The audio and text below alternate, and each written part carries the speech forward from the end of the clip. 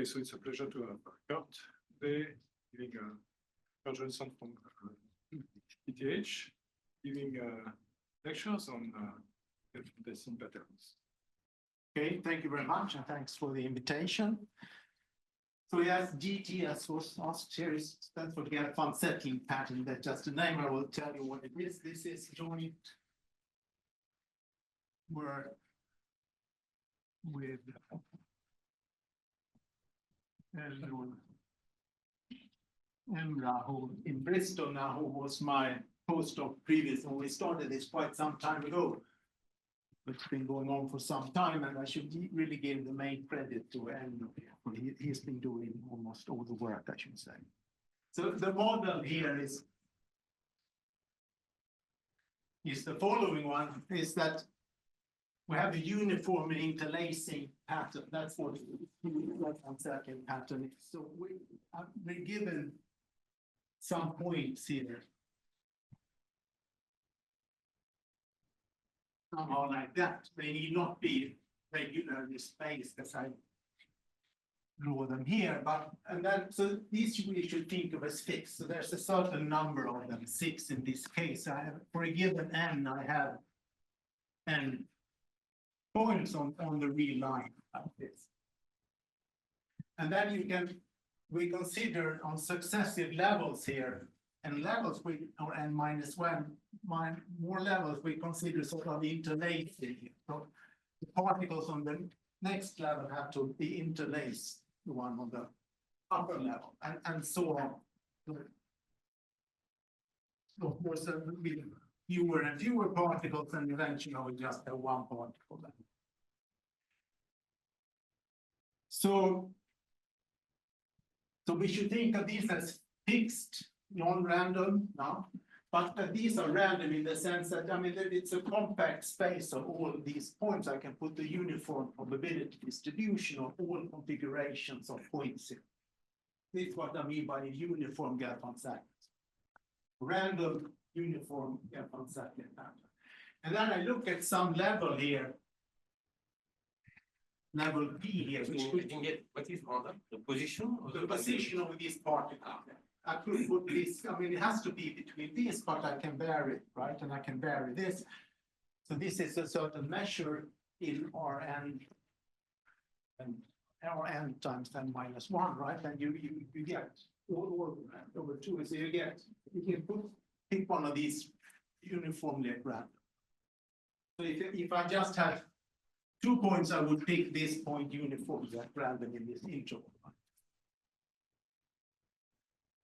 Uniform in the model, it's conditional when that is above. Yes. Yeah, these I think of as fixed now. For third line, uniform, conditional value. Yeah, no, the whole pattern is uniform in the space of all these. So it's not just these are uniform on the top one, it's the whole thing is uniform, right? It's a compact space in front of all possible choices, and take this uniformly.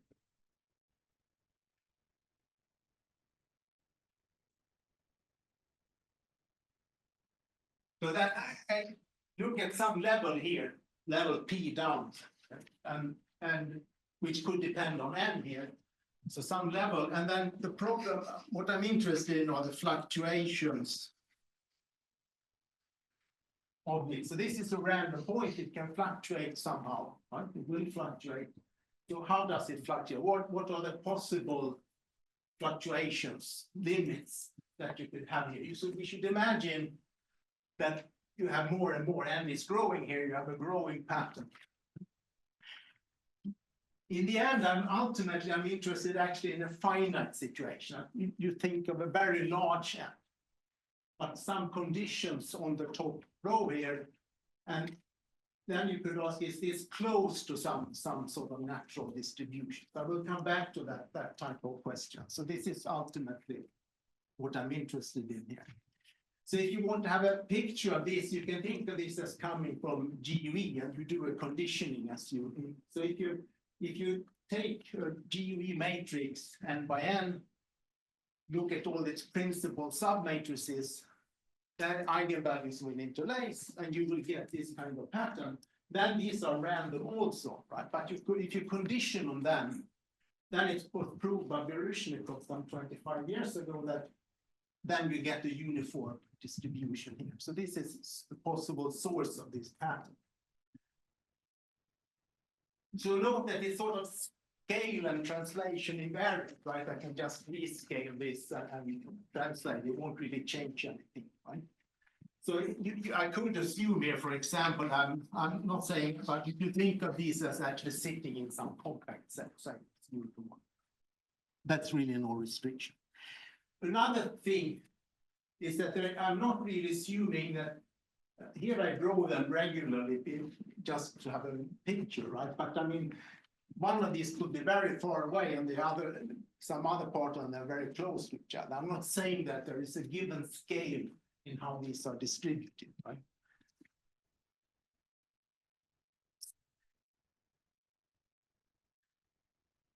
So, as I said, in the end, I will discuss that results is that you take just a large pattern here, but we can think of this since they sit in a compact thing here, set. I mean, if I just put delta masses on them, of course, I mean, for each end, these could be completely different, right? I haven't specified how it varies with n, right? But if I pick some subsequence here, I could assume, by looking at the subsequence, I could assume that this converges to some measure. So to have we can have this picture sort of in our mind that we have some convergence of this weakly to some measure, and then we could expect that there should be some kind of limiting shape here. And we're looking at fluctuations at the edge. That's what I mean by extremal here, around that edge, that sort of limiting thing. But we don't necessarily have to have this. We can assume it that we have it in a subsequence. So do we get a limit shape? What are the fluctuations? These are the kind of questions. And as I said, you could imagine that some of these could be far out, and we think of them as some kind of outlier. The bulk of these are somewhere else, and then you have some outlier. A priori, it's not clear when something is an outlier in a sense. So that's part of the problem of understanding if you look at the fluctuations, what are consequences of sort of global structure of these, and what are consequences of sort of outliers.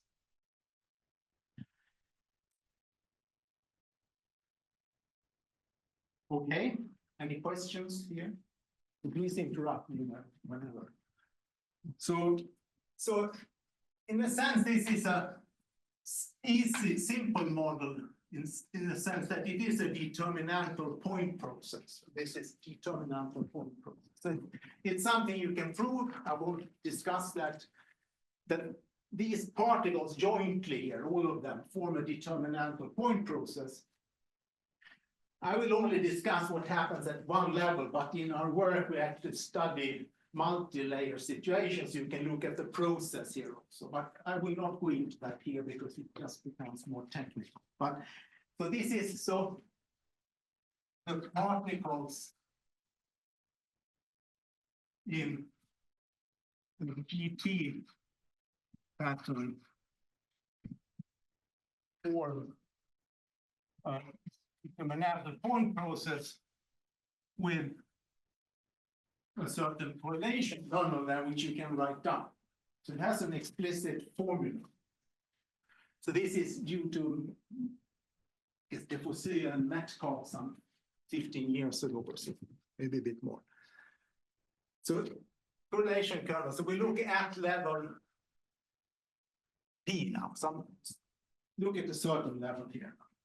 So then the kernel at that level as a function of positions x and y here has this formula. So let me just write it down because it's sort of the main character here.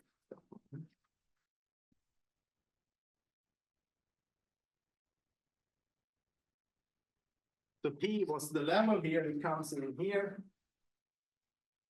And then can sort of course, these points have to enter somehow.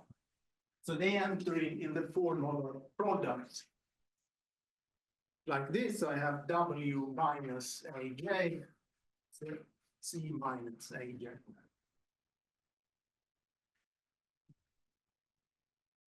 So this is something which all comes out of some derivation that I will not go into here. So let's just accept this then. And we want to understand. To understand this, we have to understand the asymptotics of this kernel. I should say a bit about the contours. They are not completely obvious here. So you have the points here, A1, A2, and so on, all the way up to say AN here.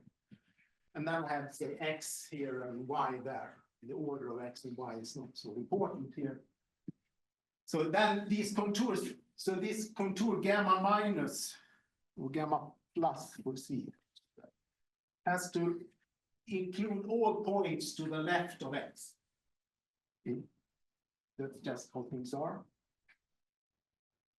And then this contour for the W then should include Y. It's in the denominator there. Otherwise, these other things, but it should also include all the C. So this has to go around this and include the Y. There are other possible choices. You can make transformations here, but this is gamma minus.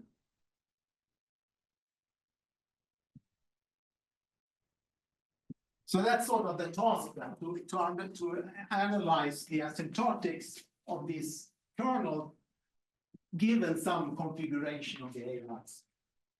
So you can see already here that this is not an obvious problem, right? Because it's quite a general function to have this product here, general polynomial. So this model is sort of interesting in itself, but many aspects of this you can. So this is sort of the model we chose to look at. So let me explain a bit around that. So there are related models.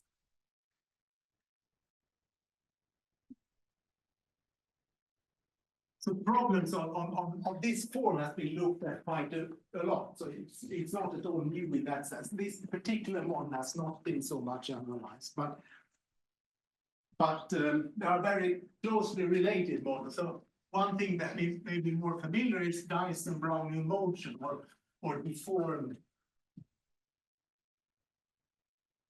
GV.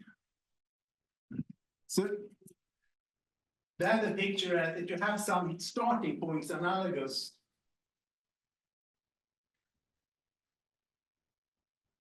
And then you run non-intersecting Brownian motions or these Ornstein-Uhlenbeck processes like Dyson did with Dyson-Brownian motions. So they will evolve somehow starting from this. And then you look after a certain time, you say. And then you can, these also form a determinantal point process. And I can ask for the same question there is what are the fluctuations here? So they are looking at the boundary here or here. It's of course the same. Similarly here, I chose to look at the left boundary, but it's of course equivalent to look at the right boundary. So here, let me write down this kernel also because we will see it again later also. So just to, so here there is a certain time, and I have X, Y, and then I have a similarly looking kernel. I have some contours. Here I have not this kind of factor, but I have an exponential factor here instead. So where this time also sits.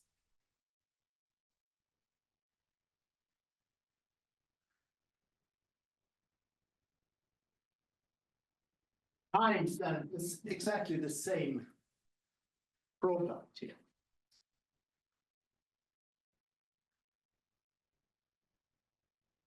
So the contours in this case can be taken like this to say that. So I have take this capital gamma here. I can take, say, to the left of this, and then I take this small gamma around this point. So the contours here are actually a bit easier than in this setting because they have this special condition here that related to, so here the contours do not depend on the positions x and c in any way, x and y in any way. So so the important feature is somehow this product structure here, and then we have this thing here, right? So we can expect things that we work out in this setting to also be, to be quite similar to this. And actually, this is as we will see, I will indicate, this is actually a limiting case of this thing. So you can get this from this.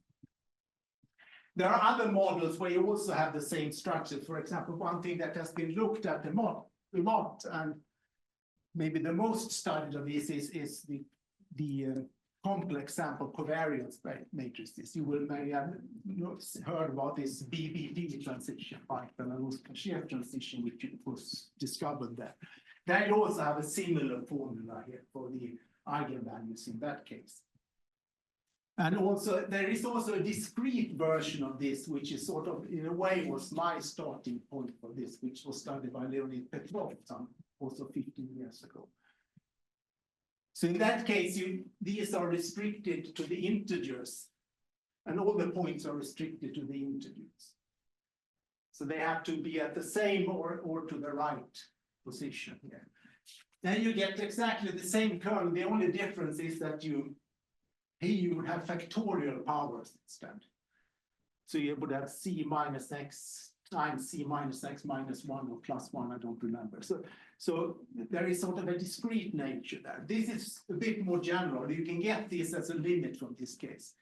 We chose to look at this because it's a bit easier, simply because you don't have these factorial powers. There are new phenomena in this case.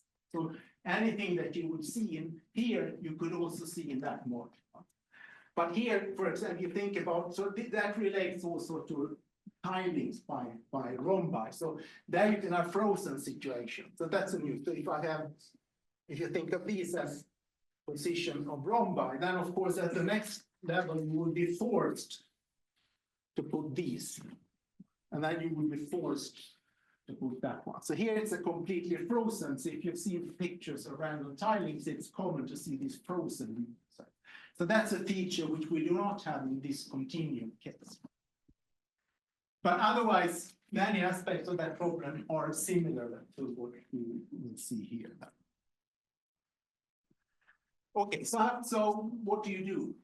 Well, I mean, in the sense I said, it's an easy quotation mark maybe problem in the sense that you know what to do, right?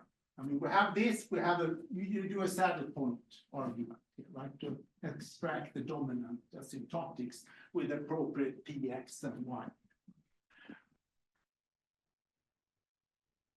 So let's start like that. We just start.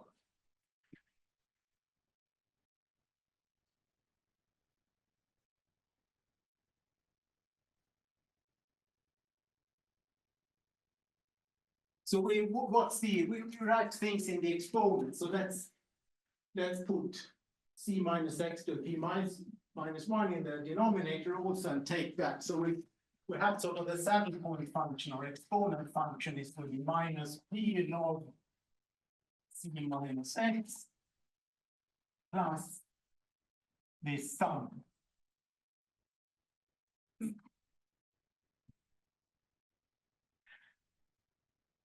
So I will sort of sketch some aspects of the argument to see what's going on here. So what do? You look for critical points, right? So we take the derivative. The minus p over c minus x plus the sum 1 over c minus ai. So this is sort of the main character here. So that I'll introduce, this is function a of c, sort of the crucial function here now. So what we have here is minus p over c minus x plus this function a of c, and we put this equal to 0. Get the critical point. So if I rewrite this a bit, you see what I have is an x. If I solve for x here in this equation, then you see that x is C plus P divided by A of C. So this is some function of P and C. You just you take P and N large here. That the idea? You should think of P and N as being large, right? So you actually we can think of now that we're looking at some kind of limit. Because what first thing, if we sort of think of this pattern which I raised, I mean, you should think maybe there is some limiting shape here. So I want to find out where, if I look at a certain level here, where is this shape? Where should this point be? And scale somehow around that point. That's sort of what we're looking at. Right? On P of N. Yeah, sure. It could be closing, could be finite, it could be growing, it could be proportional to N, right? So, but it certainly, in the cases I will discuss now, it will depend on that. Questions? But it don't have to be linear in that, right? Sorry? Can be also. No, it does not have to be linear in that. So we'll come to, I would say a bit about that. So what I'm trying now is to find the limit shape. I mean, limit shape is also maybe in quotation mark here because I haven't really said that I've taken N to infinity, but we can think of N as large and I'm trying to find some kind of limit shape. Then we know from experience, I said, these types of model has been studied a lot, right? I mean, we know sort of how to deal with them. We know that the edge occurs when you have a double critical point. So we also look at the second derivative here. So yeah, so no difficulties here, right? So now you get minus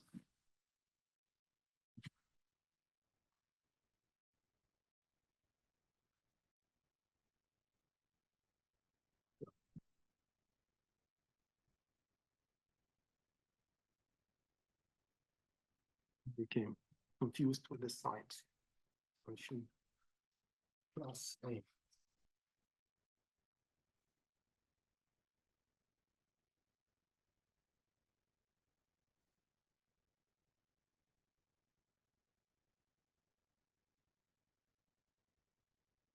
Not confused with my signs, sorry.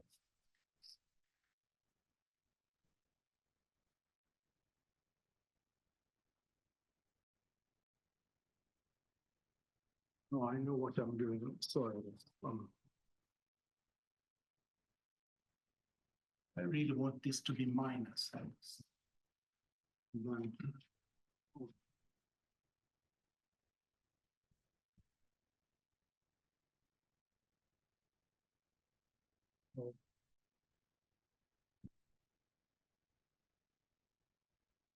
Let's just go there. I copied something wrong here. Anyway, what should come out? So should be trivial, as I said, but I'm making a bit uncertain where how I have the convention here also.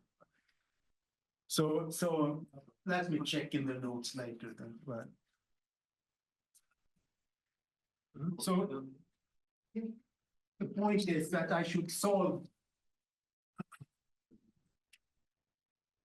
for P here and then use the previous equation. There is some sign mistake here somewhere, sorry about that. So then you get this thing here. So that sign mistake somewhere. Let me write this.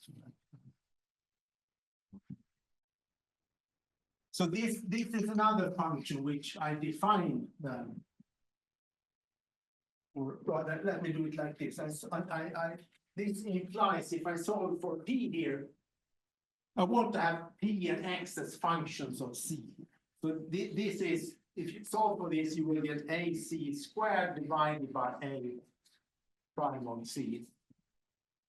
And this is a function which you should think about as the level function, given C. So I've solved for this, you get a certain critical point. Given this critical point, I can compute back the level here, right? And then I have the level and I have the critical point, I can compute the X. So this means that I have sort of a possible limit shape function.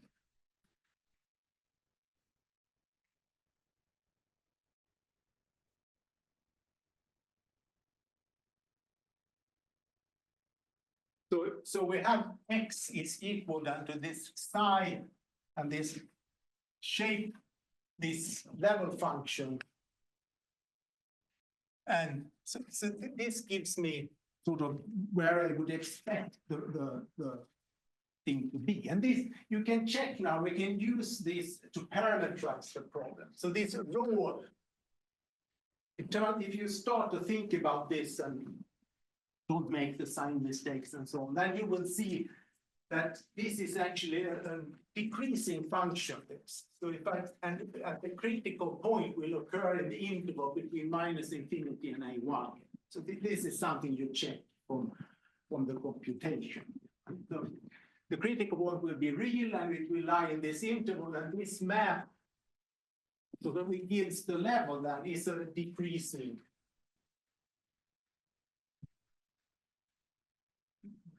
map here. So I parameterize sort of, so if what you have the level here, I have some shape here, say that this starts at A1 in some simple situation here, then you have a map here which takes me from a critical point to a certain level here. So I use critical point to parameterize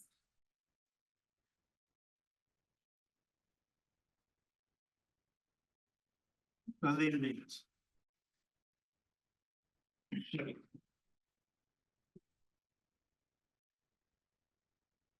So then there will be, we will have some asymptotic limit.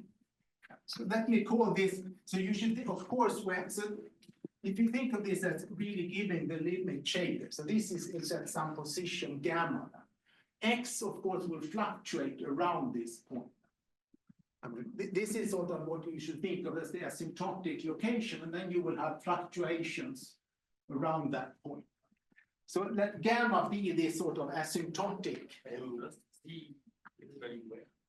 Sorry? C. You have theta there. This is a critical point.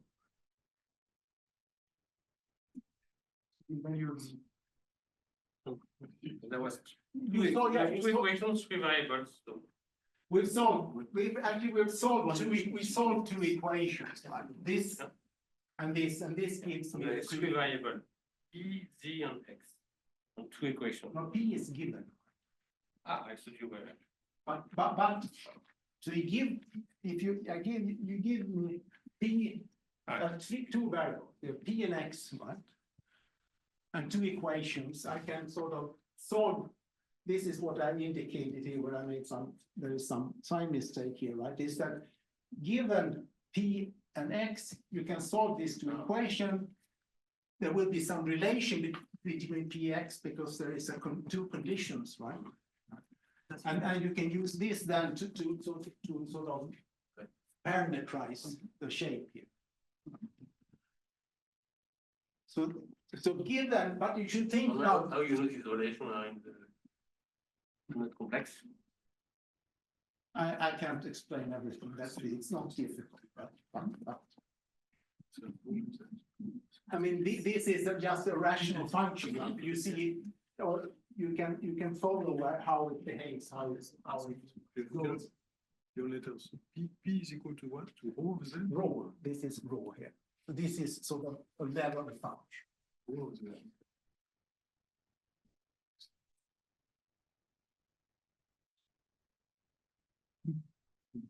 So what you should think of it, you can instead of, so I pick this theta here so that it gives me sort of the level I want.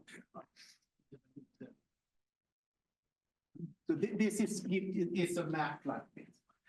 So and given a theta, I have a certain asymptotic position and a certain level. So the asymptotic position, if you look at these things, will be given by this. And P in turn is given by its level function. So everything, the point of this is that everything depends on this function A of C. This is what gives you the whole thing, because that's where all the information is. Okay, can you explain what gamma is? What's unclear? Gamma is rho of Z star, right? Or the rho of theta. Not P. That. This in turn is equal because I have this relation. This is theta plus a z over a p prime z. It's actually a function just that. So given theta, I can compute p using this. I put theta there. And then I put theta here. I compute this. Everything in terms of this function. I hope it's not too unclear.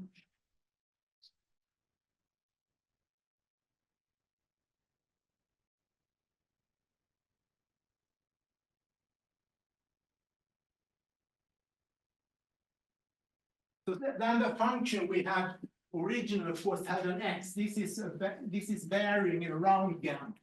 So there is a difference there. So the function I actually have in the exponent of this integral I erased now is this one there, right? I have minus p log c minus x minus log c minus gamma plus this phi of c then, which is, so phi of c is just the same thing, it's just that I replace x. I want to be clear. I replace x with the asymptotic position.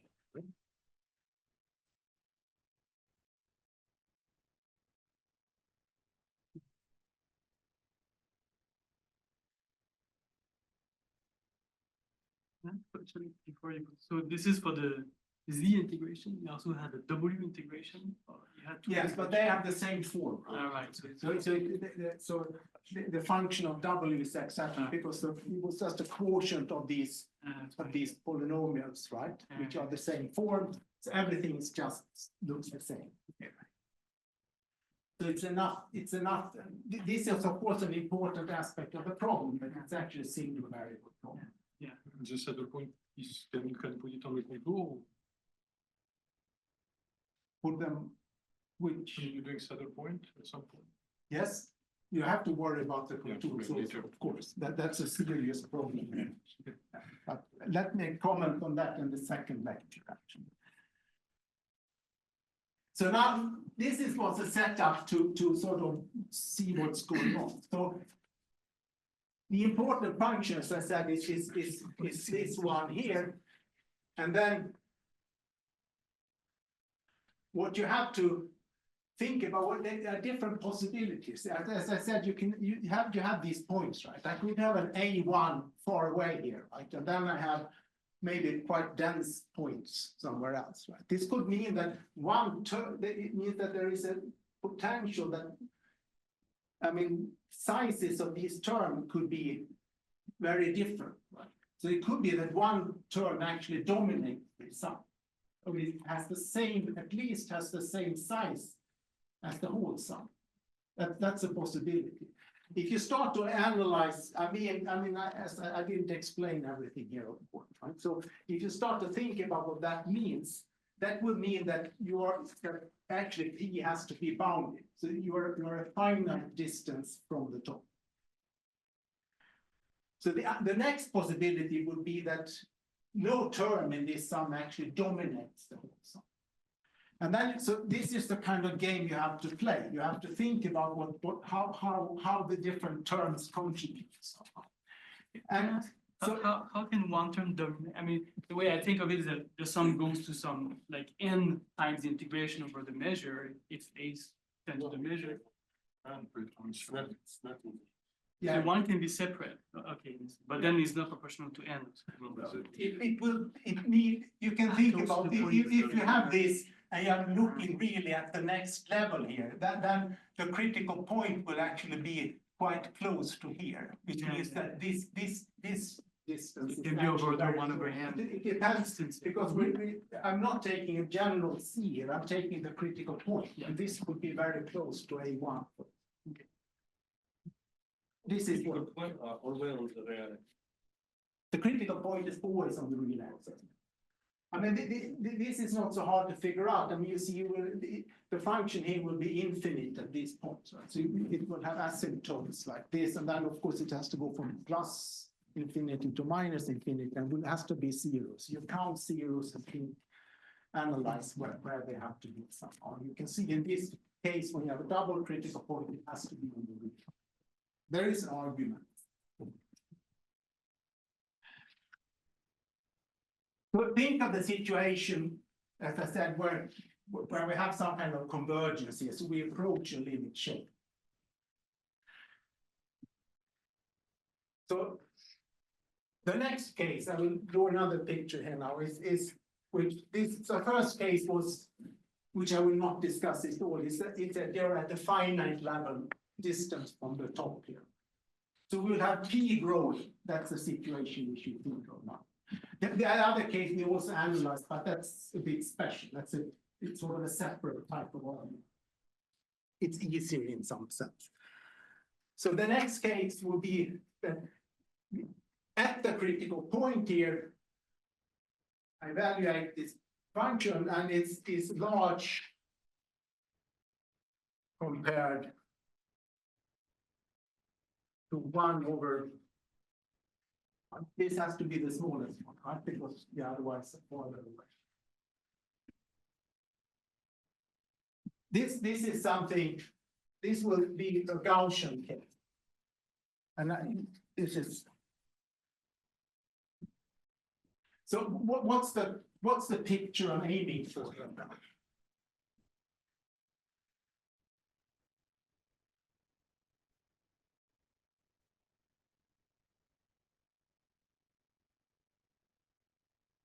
We want only that compared to this or compared to the other? Sorry, A should be large compared to what? The 10 or to the term, to single term, and the largest term in the sum is there this is one. not P. No, it's not P. The formula there was A was a linear combination of A and P over A1 minus C over A1. Yeah, right. If you think about what this will mean, it will mean that P has to be large, actually. So there is an implication about P in this, but I mean this A or C or zeta here is just this thing, right? So I'm saying that the first term here, which is the largest one, zeta is to the left there, right, of this. It is not large compared to this, right? It's not of the same size. The whole sum is much larger than the largest term. So this is sort of a condition. So the picture that we should think about as kind of is, okay, we have the top level here. What can happen? So what does the shape look like now? It could look like this. So there is a linear part first. This has to do with that there is an outlier. And then there is sort of a critical level here. And then there is a curved part here. And then something happens, of course, on the other side also, but I'm looking at the left boundary here now. So there is this case, which I will not discuss, where you have a bounded level. This is sort of the first case. Then you can ask what happens if there is such a straight line in the shape, what happens then? This corresponds to it, and this is the case I will discuss in a bit more detail. This is the Gaussian case, sort of the second case. This curved part is what is very well known to all of us. This is where you would get the Tracy Widom fluctuations here, where you would get an area kernel as a limit. This is sort of, in a sense, the easiest case to deal with that in some sense. Right? So here, what we expect then is to have sort of an area situation. This is actually the fifth case. There is also a sixth case, which we do not analyze. This is sort of the gap in what we're doing because it's just too long anyway. So there is what happens at the bottom here. Typically, there you would get this GUE corners process, like a finite view, but other things could happen. So this we have not analyzed. So the interesting thing is a bit what happens at this, when you go from the straight line into the curve here. Then there are sort of two cases that you can distinguish based on the structure of the asymptotic kernel. So one we call bias thrust, which I will discuss a bit also. So this is sort of a, and the other one is what I mentioned. This is sort of a, you can think of, there is this BBP kernel, which is sort of a deformation of the area kernel. So there is a sort of, you could call it generalized or just BBP situation. This is sort of, so this is the third case, and this is the fourth case.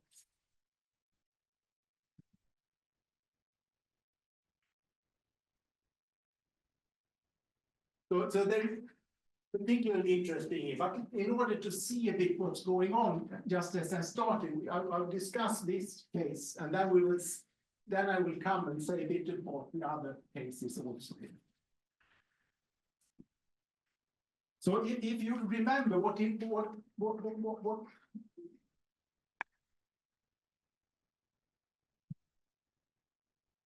we have this. We have this kernel, right, with this factory. So it's a product.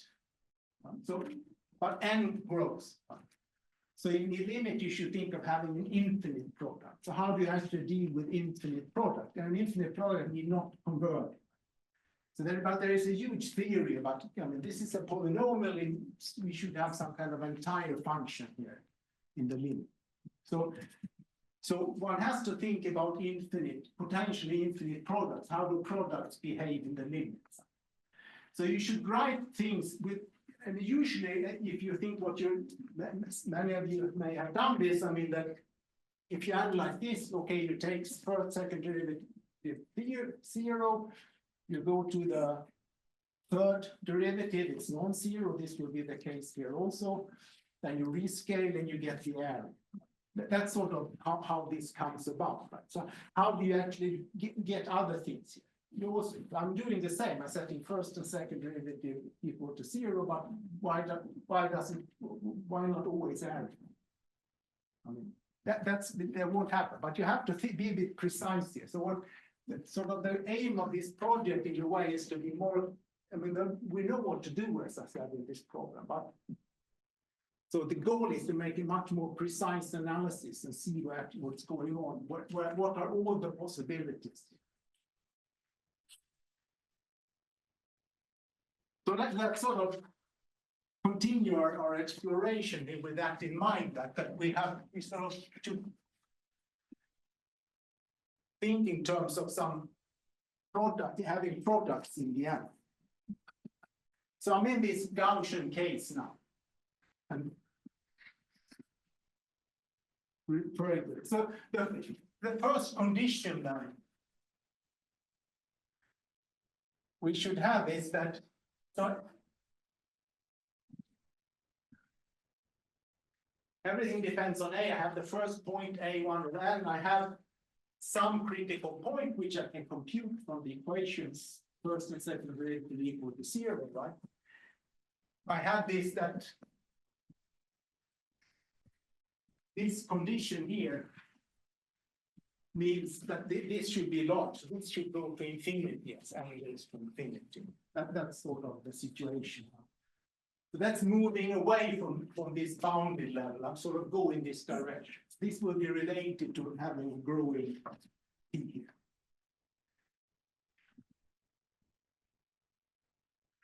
So what the next thing you do when you do an argument, you have to rescale. You zoom in on the critical point, you do a proper rescaling around that point.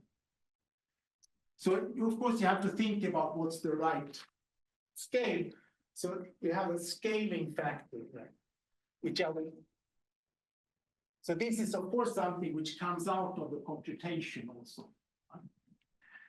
In this case, it will be A prime on C to the 1/2 here. Y is, you can see A was the sum of n terms, right? A prime is also a sum of n terms. You could believe that this is something like square root of n, which sounds like a Gaussian rescaling. And this is because it is a kind of Gaussian rescaling in this part of the diagram. So let me write sort of a rescaling. So I have a tilde here. So I have some variable, I write a tilde. This means that I rescale around the critical point.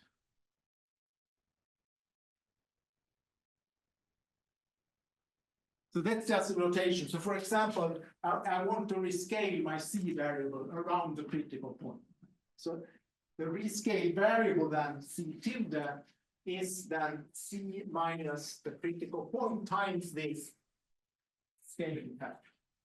Which means, if you write it another way, that in my integrals I change variables, right? That's what you do to rescale around the critical point. So forget about the point 2, it's just assume that everything works. Right?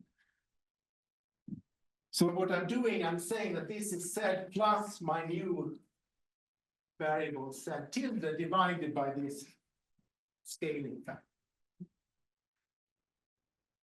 And similarly, gamma, that is, if I rescale, this will be gamma tilde. So everything will sort of be rescaled in this way.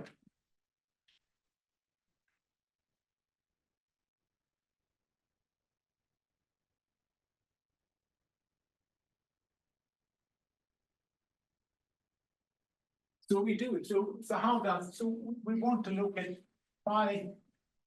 This was the sort of the main sort of exponent function, Self-report function we have, right? So what is it? It's minus p log C minus gamma minus log Z minus gamma.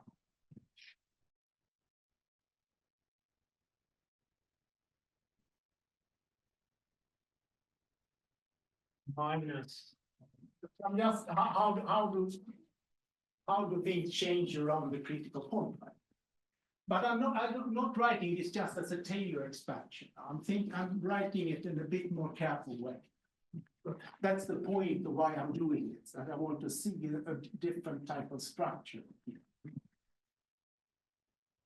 So what you, okay, you introduce this, you substitute like this, right? So what do you get? You get minus p log Z minus gamma plus, and then you have the C tilde here, right? And S of Z minus log minus gamma tilde. When you do this and use this formula here. Right? I won't do all this step. This is the first, and then I have the sum.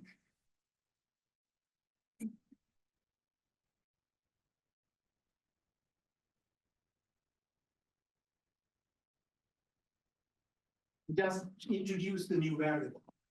This is.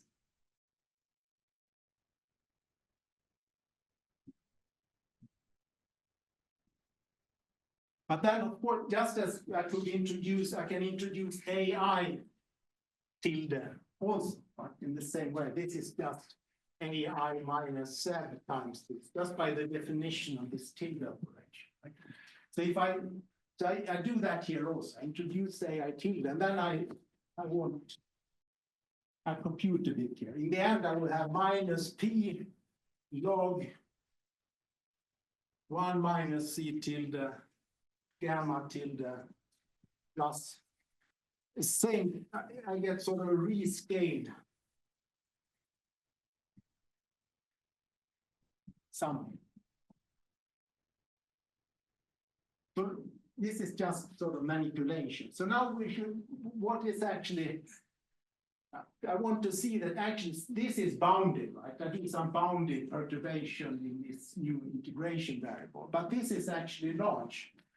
If we insert all this, you know what gamma tilde is, and we know how to express them. If we go back to our formulas that we have derived initially, and hoping that the sign is disregarding the sign problems there, what you will see is that this is actually p to the 1/2. So this is by earlier formulas. Good.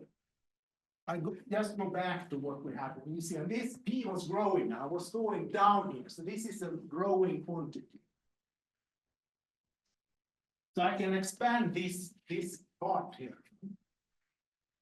So if I continue like this and now do a Taylor expansion here to see what's going on, what I get is I get P to the 1/2 of C tilde plus C tilde squared over 2, right? Plus the sum I on one time of this rescale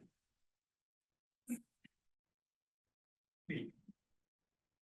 Plus. Now again, if you start to.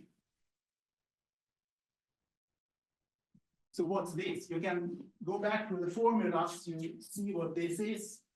You remember all the formulas we had before. So I won't write it down again. But if you go through that, you will see that this is actually equal also to P to 1/2. So I can substitute this here. P1/2 is this. So what I have C tilde squared over 2 plus some this sum, and I have log 1 minus C tilde A tilde I plus C tilde divided by A I. So all this in the sum, right? Plus hopefully smaller things. So this is something which, if you use the product, you see this is what you want to have in this kind of canonical products, as they are called. So if you continue this, I have one more part. Right? We also should rescale X. So let me be a bit brief here because time is running out. So you rescale X in the same way. This was the limiting boundary position. And rescale S is the new rescale variable. It's rescaling in exactly the same way. So I put this into the formulas also. And so then, so I have to sort of, so that you have this what's the difference between the asymptotic position and the X. So if you do some things here, this will come out as times this new rescale variable times this plus smaller. This is something which goes away. It becomes one of these conjugation factors that you have in this correlation curve. So in the end, what we had was, I mean, this was something we had in an exponent. So what do we get? Well, we get this thing, which is not important actually. And then you have this thing. And then we have this product.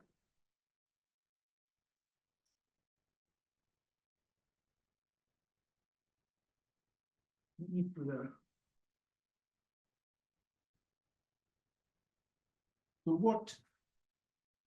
So this is sort of a typical, here I have a chance to let n go to infinity in this product, right? Because at least if the sum of 1 over a I squared is finite. And actually, if you analyze things, this is actually equal to 1. So computation again given is. And here, you may find this a bit strange. I mean, why don't I just go to the third derivative as we usually do? Actually, you can see here, if you think about it, what's happened when the first derivative, okay, I would take, what would happen? Well, I would compensate with the linear part here. Like in the quadratic part, because of this, if I expand and over it, you can see that actually the first and the second derivative are 0, if that takes 7. More. So it's actually built into the structure. So this is not how you would usually write it, but it's actually good in the sense that you can see these products coming up. So now you can start to think what's happening there. So I'm running up, but I started 5 minutes later, I think, so I will be done in 5 minutes. So what you want to do is to take a limit here. So this means that you have to have certain conditions. So the first condition which I raised was like A1n minus this critical point, this function, this goes to infinity. The other thing is that these AIs should converge to something. We want, the second thing is to, these numbers here should, 1 over this should go to something, which could be infinity. It could be that this goes to 0 and BI is infinity, then you sort of don't, that term sort of gets removed. Right? So this is by the definitions. We have that.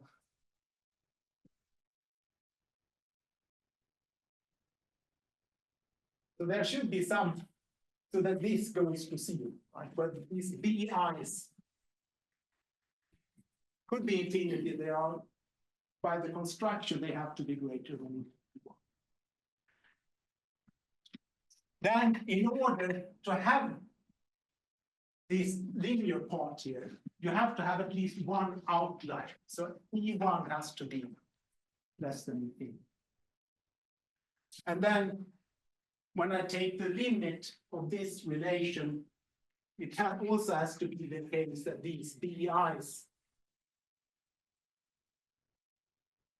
satisfy these. And then if you go through this, substitute everything in the integrals, assume that you have these global contours that works, and so on, you will get a limiting kernel.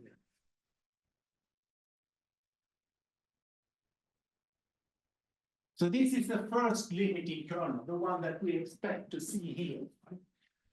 So, and it's a family of kernel then parameterized by these BIs. So I will write this down and comment a bit, and then I will finish. So the kernel you get is the following one. So we have, of course, some contours. Now I remove the tildes here. I mean, I'm writing it in the. So this was just came from this part. And this came from the other asymptotics from this thing, right? But in the W's instead. As I said, it was the same structure in the.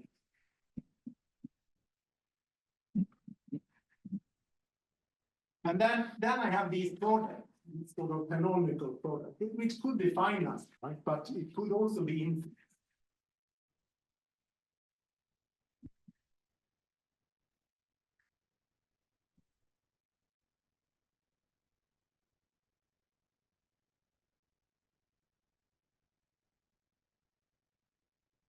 Okay.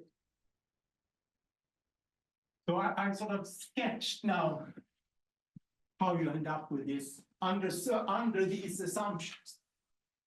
And these assumptions correspond to being on this linear point. This, we of course have to think about what is taken by analyzing the whole situation. So this is, we call this sort of a generalized Gaussian kernel, right? So this could be finite. It could be that only finite number of the BIs are less than infinity. Right? So D1 is the largest one? No, yeah, they are increasing, right? So they go like.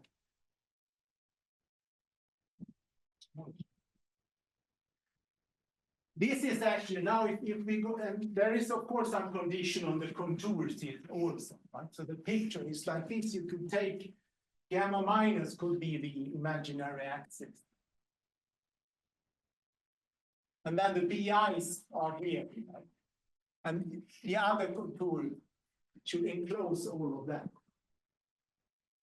So this is gamma plus, and there is an angle here which is less than pi over 4. So actually, what I wrote with related models, I wrote initially about this deformed GUE or Dyson-Brownian motion. This you can get out of this here. You take a finite product here and you translate and rescale in the appropriate way. You can see that it can be written related to this. So in that sense, that model comes out as a limiting case of this model. So in principle, I mean, what you can get on this, you should have also be able to get in this model. Right? So of course, you could take that as a starting point, do a similar kind of analysis. What kind of limit processes can you get in that case? A special case is also, I could take, for example, B1 equal to Bm equal to square root of m, say. And then all the other ones infinity. Then you will see that this is the GUE M form. The GUE is a special case. The finite one is a special case of this. Okay, this is where I'll stop today. So what I will do next time is to discuss a bit more, particularly around this point, what's going on there, and also comment a bit about what's around this and a bit more about the proof also. And also, as I said, now I've been talking about sort of the limiting case, but also I'm interested in sort of a finite case. You could replace this condition by saying that something is large, right? This is sufficiently small, and so on. So you don't take a limited situation, but some conditional sizes instead. So that's the type of stuff. Okay, I'll stop here.